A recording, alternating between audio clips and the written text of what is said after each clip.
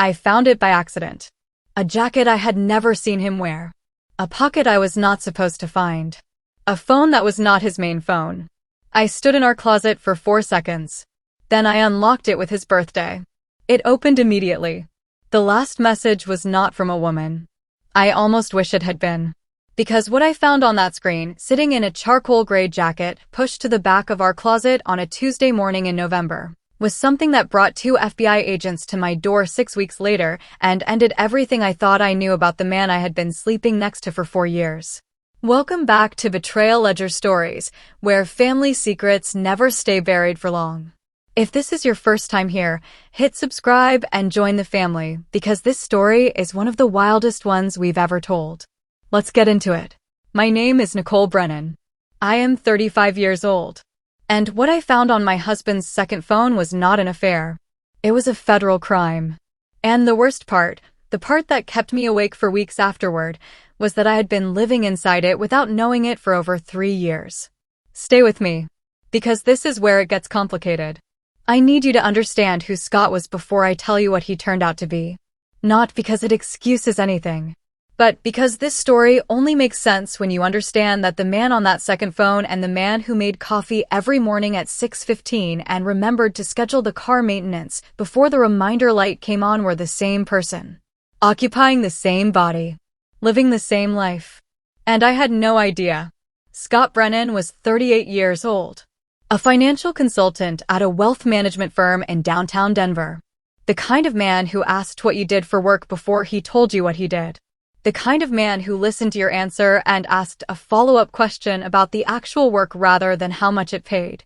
I had noticed both of those things on the night we met, at a friend's wedding in Vail, Colorado, with the mountain dark outside the venue windows and the high-altitude cold making the indoor warmth feel like something earned rather than assumed. We dated for 2 years. Married at 30 and 33. Bought a Craftsman house in Washington Park with a porch that looked out over the park and a kitchen we renovated together the summer after we moved in. For years of marriage. A life that looked, from every angle I examined it, like exactly what I had wanted. The jacket was charcoal gray. I had never seen him wear it. It was pushed to the back of our closet behind his winter coats, the sleeve pressed flat against the wall. I was looking for my own jacket on a Tuesday morning when my hand went into the wrong pocket and came out with something that did not belong there. I held it for 2 seconds before I understood what it was. A Samsung. Older model.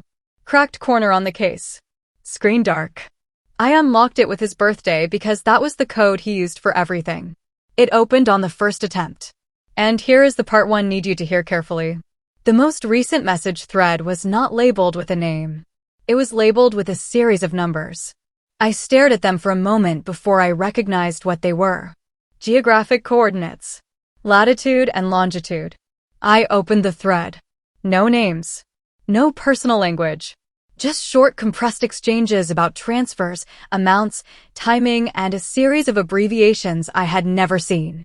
The most recent message, sent 4 days earlier, said the next transfer was confirmed for the 15th and that the account structure was clean through end of Q1. I put the phone back in the jacket. I put the jacket back in the closet. I went to work. And I did not say a single word to Scott that evening. Stay with me. Because what I am about to tell you, I have never fully explained to anyone outside of a federal conference room. I went back to the phone that night after Scott left for a client dinner. I photographed every message thread on the device, working quickly from most recent to oldest. 37 threads in total. 14 months of messages. All of them using coordinate labels instead of names. All of them referencing transfers, accounts, timing structures, amounts that I could not quantify from the messages alone, but that had the compressed, efficient language of people communicating in a context where clarity between themselves mattered and visibility to anyone else did not. I did not sleep that night. The next morning I called my attorney, Sandra Kowalski. I had her number because I had understood since I was 22 that adults who do not have attorneys are simply adults who have not yet needed one. I told her what I had found. She listened without interrupting. When I finished, she said 4 words. Do not tell Scott. She said she was going to make a call and that I should come to her office the next morning. I asked her who she was calling. She said a name I did not recognize, a former federal prosecutor named David Reeves who now worked in private practice and specialized in financial crimes. That word. Financial crimes. I sat with that for the rest of the day. David Reeves was in Sandra's conference room the next morning when I arrived.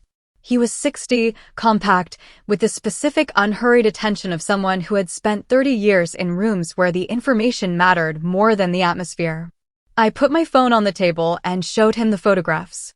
He looked through them for 11 minutes without speaking. I watched the clock. Then he set my phone down. He looked at Sandra. He said 3 words before he said anything to me. This is serious. He explained it slowly and completely. The messages were consistent with the operational communications of a money laundering structure. The coordinate labels were an obfuscation technique, using geographic coordinates instead of names to create distance between the content and the participants. The account structure language described a layered system designed to move money through multiple entities to obscure its origin. The Q1 reference meant the operation was ongoing and scheduled. I asked one question. How long? He said the messages went back 14 months. He said the actual operation could be significantly older. I looked at the window of Sandra's conference room. Downtown Denver on a gray November morning, the mountains invisible behind the cloud cover, the street below moving at its ordinary pace. 3 years into our marriage. That was what David said when I pressed him. Based on what he was seeing, the involvement had likely begun approximately 3 years into our marriage. 3 years.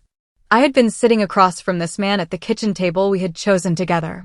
I had been renovating a kitchen with him, choosing cabinet hardware, arguing about tile. I had been talking about having children with this man.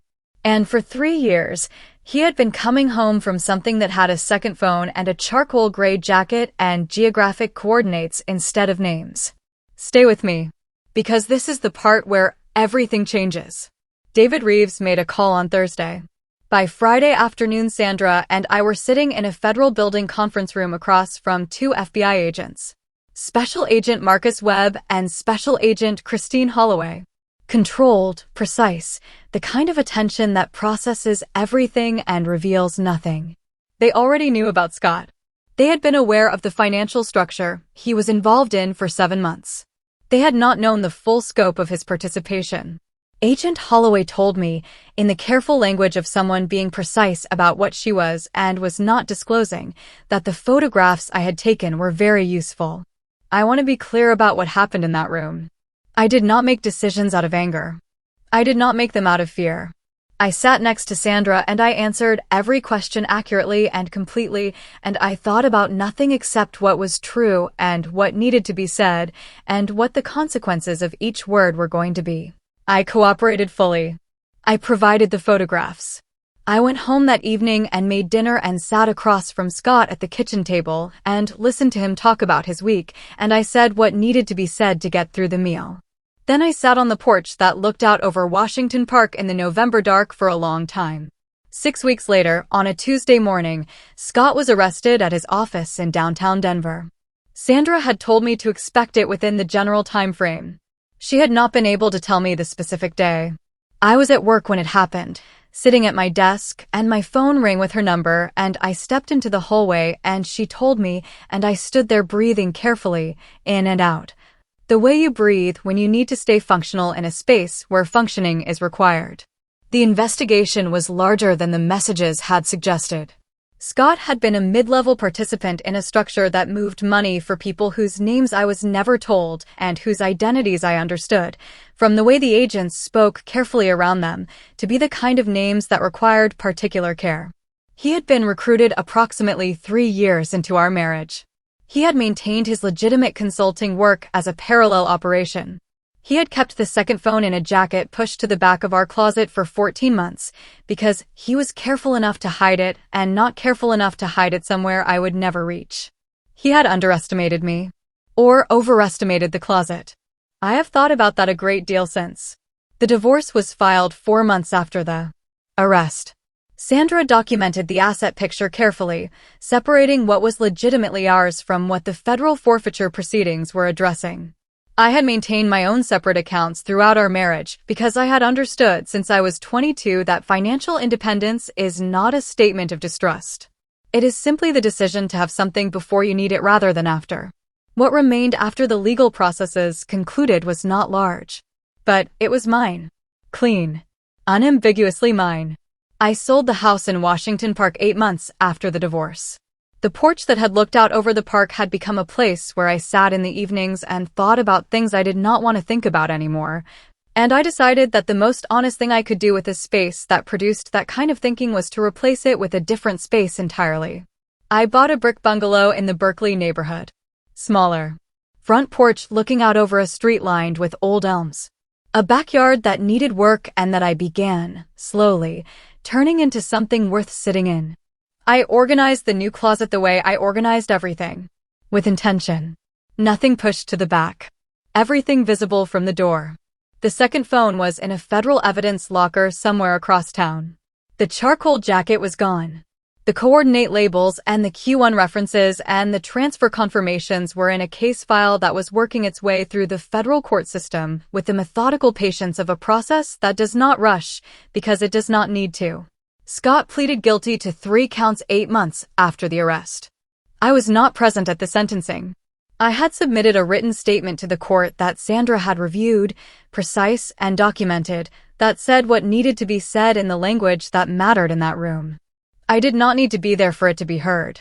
I was in my backyard when the sentencing happened.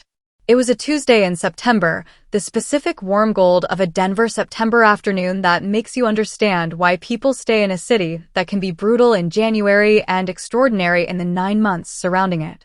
I was planting something along the back fence, taking my time with it, measuring the spacing carefully before I committed to the placement. I thought about 4 seconds in a closet. A jacket I had never seen him wear. A hand in a wrong pocket. A decision made in the time it takes to understand what you are holding. Some decisions arrive before you are ready for them.